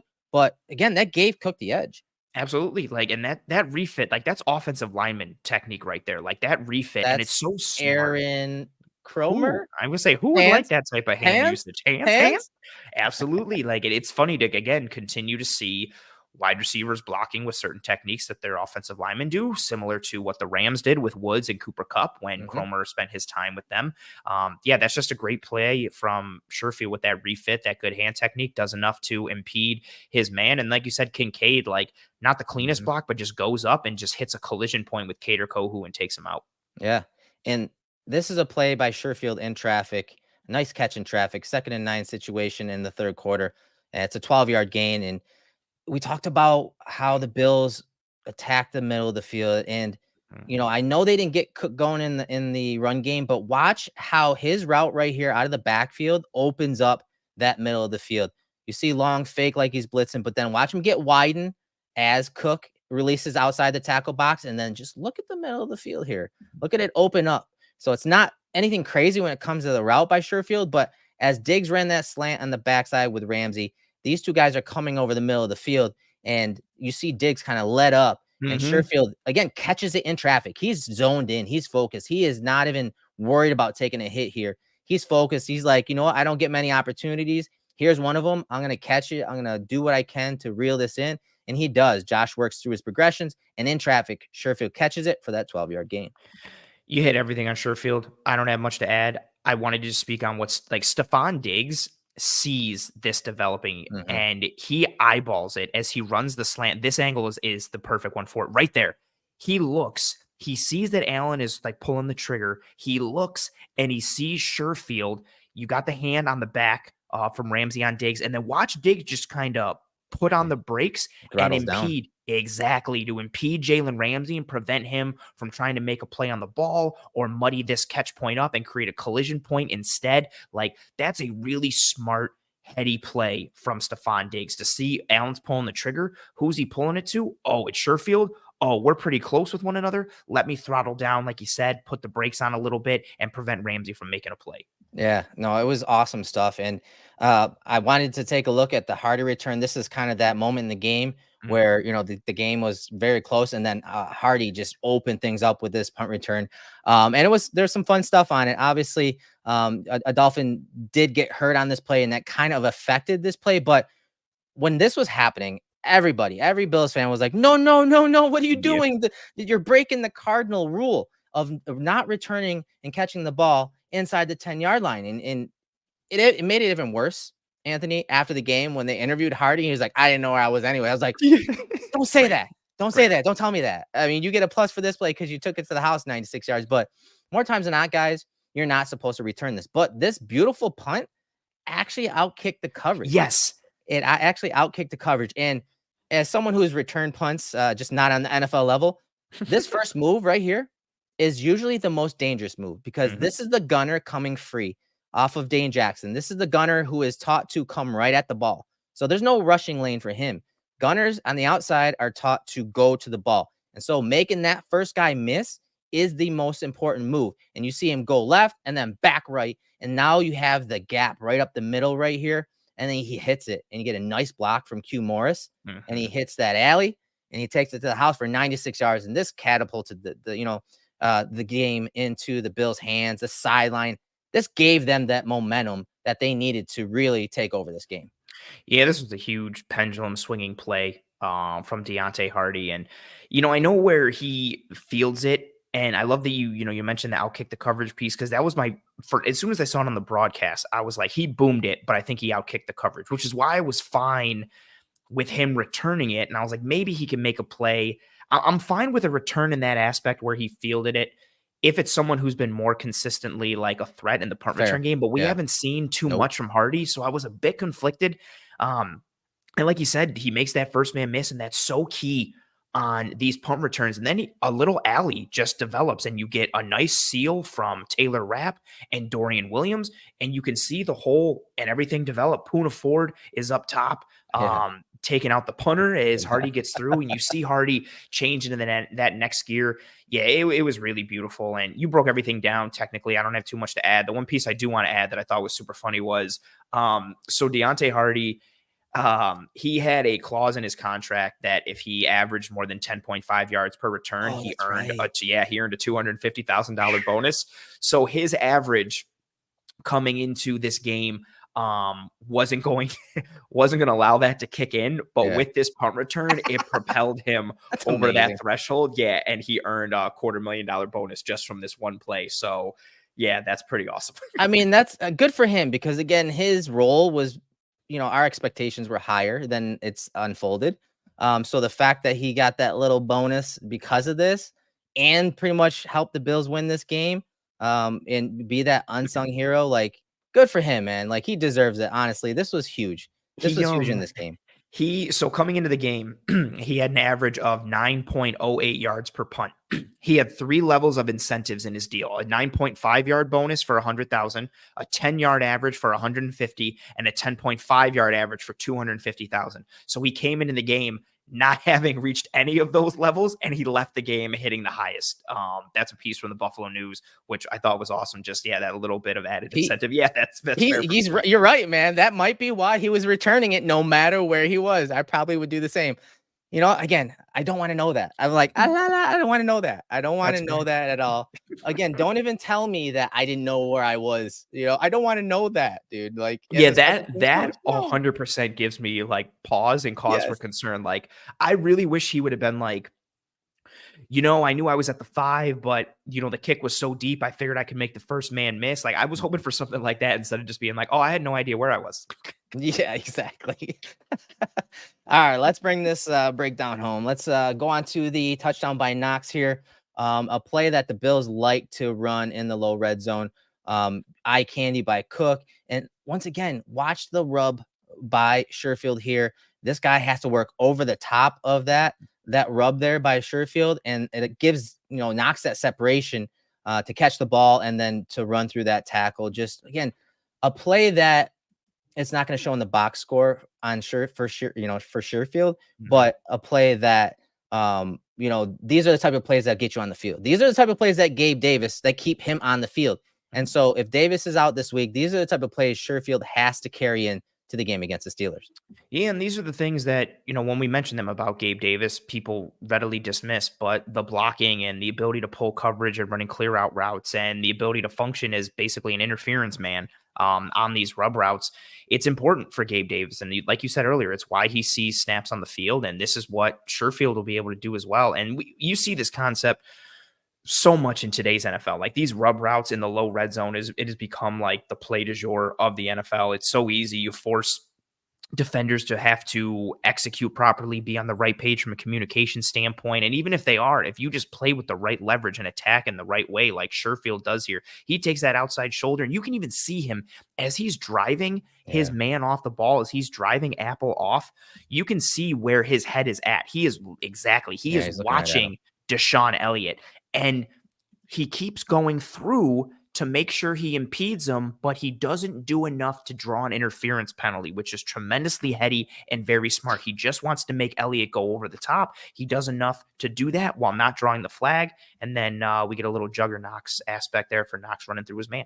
Yeah, a touchdown there, put the Bills up, and this is the last play of this breakdown. It's a 3rd and 13 situation here, 15-yard gain by Josh Allen late in the 4th quarter, and this is I labeled it, it's his moment, because this is what makes Josh Allen. 3rd and long here, and he barrels through these tackles to move the chains, and moving the chains was so important. I know there was a flag on the play on Diggs, so they probably would have got that anyway, but this kept that that clock running, and you see him, he's really not looking down the field all that long. He sees that opening, and he sees that opening because of what happens in the bottom of the screen. So you see the switch release with Sherfield and Shakir, and look what this guy does right here. He bails back. He gets depth because of that route by Sherfield. So that guy gets depth right there. See that right there. And that opens up just enough right here. And Josh hits it to get up the field, to move the chains. And I love when Wilkins is coming to hit him, how Josh lowers his shoulder, protects the ball,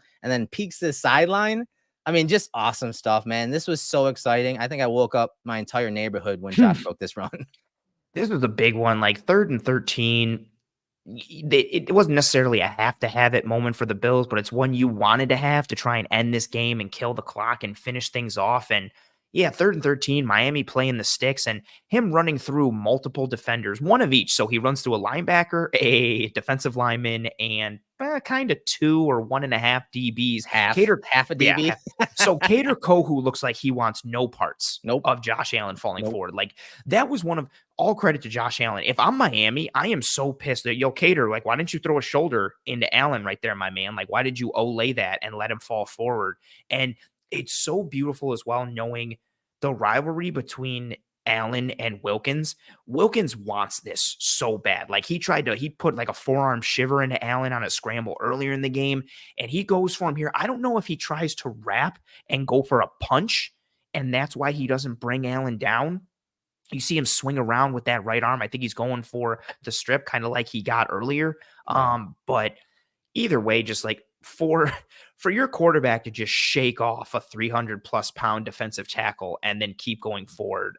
Again, these are the unicorn moments, those alien moments. This is where you forget about, oh, he didn't pull the trigger right on this play, or he didn't see the hot, or he's throwing off platform too much. Like you see this, and this is, again, that example of the yin and yang of Josh Allen. Like, this is that positive aspect that is unique to him. It makes him a difference maker every time the ball is in his hands. And that was a huge, huge play for this team. And also, those are the demoralizing ones, right? If you're the defense, like, you got everything get gamed up right, and you got the advantage. It's 3rd and long, and the quarterback is running through 4 dudes for like 15 yards. Like, that just takes your heart, man. Yeah, and like I said, with depth players being in there, with the Bills offense controlling the tempo and time of possession and playing those long drives, having to chase Josh Allen around as a scrambler, but also in those design rushing situations. It was fitting that in this film room, we broke down the defense, we broke down the special teams, and we broke down the offense. And then in the end, Josh and that offense got things on track, did enough to put another touchdown on the board to kind of seal that game. It was a fun game against a division rival, and for what was at stake, and it was a fun film room. There's no doubt about that. Yeah, this film room was awesome. The game was awesome. There were so many fun things to go back and watch that game. And like we said going into it, like, if you were a Bills fan, you were going to be geeked up. If you were a Dolphins fan, you're going to be geeked up. But just being a football fan, that game was going to mean something. And it was an entertaining game, a back and forth one where, again, the Bills looked kind of out of it until Deonte Harty swung the pendulum.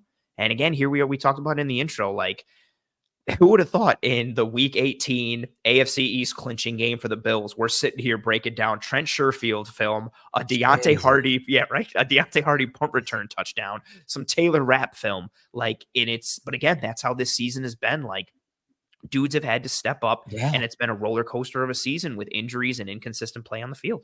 Yeah, it's very fitting. Again, we may have set the bar as a fan base a little too high for guys like Harty and Sherfield, even Rapp to a certain extent. But those guys did come through. Those depth players did make plays for the Bills when the Bills needed them to.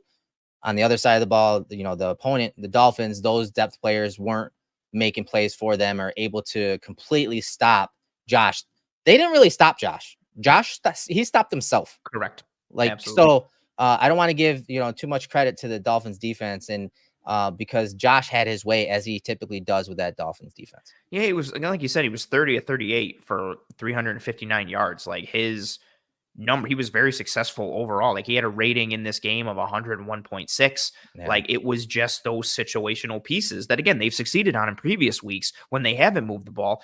This week it was opposite. I mean, the very first drive of the game for the offense, they drive it right down, and then there's the interception, and then the arm punt, but that comes around midfield, and then the end of the first half play where you don't get any points. Like, all these little pieces that added up and culminated in having a lower score than it should have been. But yeah, and I think that's also a really good point too. Like, both teams came into this game with injuries in general, but injuries to important players on the team. And then both teams had injuries happen in game. And the Bills, the Bills depth guys were able to step up and make plays in ways that the Dolphins depth guys were not. Like, this was a game where you needed Deshaun Elliott to make some plays. You needed Cater Kohu, or, Eli Apple got a pick. So that's, a depth guy like making a play for them. But then Van Ginkel goes down, and it's like, okay, our top 3 edges are down. What do we do now? Jalen Waddle is out. So who steps up at the receiver spot? You had one catch from Craycraft and a couple from Berrios, but it wasn't like, oh, this was the Cedric Wilson game or the Smythe game. Like, they missed that piece. Whereas the Bills, it was like, okay, Dodson went down. Okay, Balen Spector holds his own. Okay, Gabe Davis goes down. Trent Sherfield kind of balls out relative to what he's done previous. Like, the Bills had their depth guys step up and make plays where Miami's didn't. And again, a very important game for the Bills. They win the AFC East for the 4th year in a row. They are now the 2 seed. They head into the first round of the playoffs in the wild card round, matched up against the Pittsburgh Steelers, who are the 7th seed. Eric, as we close the book on this Week 18 game and look forward towards the Steelers-Bills wildcard round matchup, as we always do here on the show, where's your head at? Is it player-based? Is it... Actually, we got to stop because we got a super chat. Carl, appreciate you. What's up, You gave me a Carl? super chat last night in Disguise coverage. You are one of our biggest supporters. We greatly appreciate the hell out of you. Thank you for being here. Carl says, loving the film room. Great job as always. The offense seems to be clicking at the right time. 97% great and 3% bad. Josh will clean it up. And that's fair because you know what? Josh has made messes for himself throughout his career, but he tends to clean it up himself. He does. And it was great to hear, I think it was in the presser today, that he talked about how the ball coming off his hand in the second half and how his mechanics felt better, his base felt better, and how Joe Brady started off the practice week of him just going back to some of those, the basics and the fundamentals. And it's something that you and I have had many conversations about based on some stuff I had heard last offseason going into this season. And I want to see him go back to Jordan Palmer and work on his mechanics. It's obvious he needs to. And to see Brady, implement that last week going into this game, and for Josh to see the results, maybe that really snaps him back into that pre-contract mode of, hey, I need to be working on this stuff in the off season. I need to be working on this stuff in season. It's that important to me. And maybe that's what snaps him, back to that reality as a passer, because it's really what has gotten him to that superstar status. So getting back to that is important. And yeah, the 3% bad, it's gonna be there. But as Anthony said in the film room, like the good is just so good that even the turnovers, you've seen advanced metrics tell you and show you that even with all the negatives that Josh has put up this year, it is nowhere near the positives and what he brings from an advanced metrics standpoint. And obviously, when we break down his film, you see it and you feel it. And this is another one of those games where we felt it and saw it on film.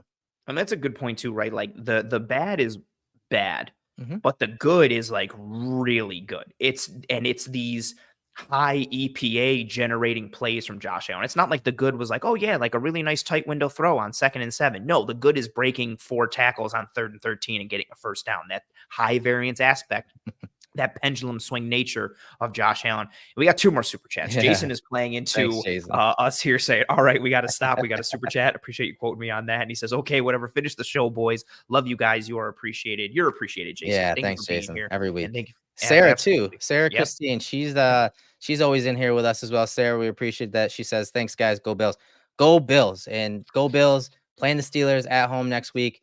My head into this game, again, I'm still working in some of the scouting stuff since we're done with this show, but it's going to be a weather game. And so I think they're going to have to pull out all their stops, because I will say the Dolphins did a good job as far as defending James Cook and the Bills running backs in this game. But again, the wild card is Josh Allen. That's funny. Do the Steelers have the horses to stop Josh Allen, the runner or the passer? I don't know if they can do both. And so that'll be where I'm at and where I'm going to start when it comes to the Bills offense versus the Steelers.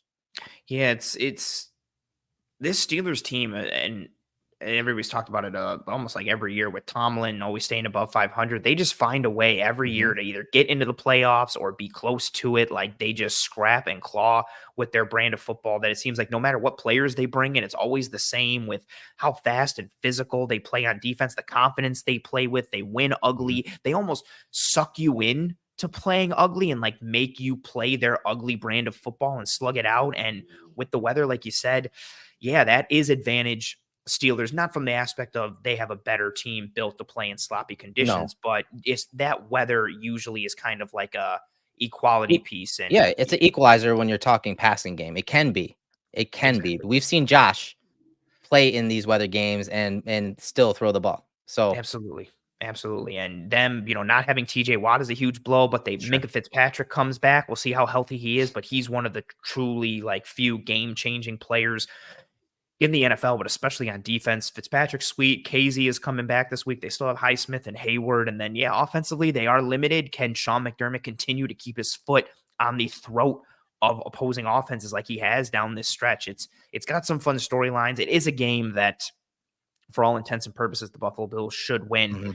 And then we'll see what happens going forward. Potentially, if Kansas City wins and the Bills win, it's automatically Bills versus Chiefs. It would be Mahomes' first playoff game away from Arrowhead, which is nuts. It's nuts how every year they're either the 1 seed, or even when they're not, the seeds above them get knocked out. So Mahomes is always, it's nuts how the chips always kind of fall in their favor. We'll see if it does this year. But yeah, this is going to be a fun playoff ride for this Buffalo Bills team. And, after it's been a fun season, stressful season, but a fun one. And we will have you covered here in the film room every single Wednesday, 7 p.m. Eastern, including next Wednesday, January 17th, 7 p.m. Eastern, as we jump into the film room to break down Bills versus Steelers. And until then, we're going to say goodbye to everyone right now. Thank you very much to everybody who joined us live in this episode. A lot of engagement, a lot of back and forth. Awesome to see the chat tonight. We appreciate all you folks for riding with us live. Thank you very much to Jarrett, Sophia, Carl, Jason, and Sarah for all your super chats. We greatly appreciate it. It means more to us than you know.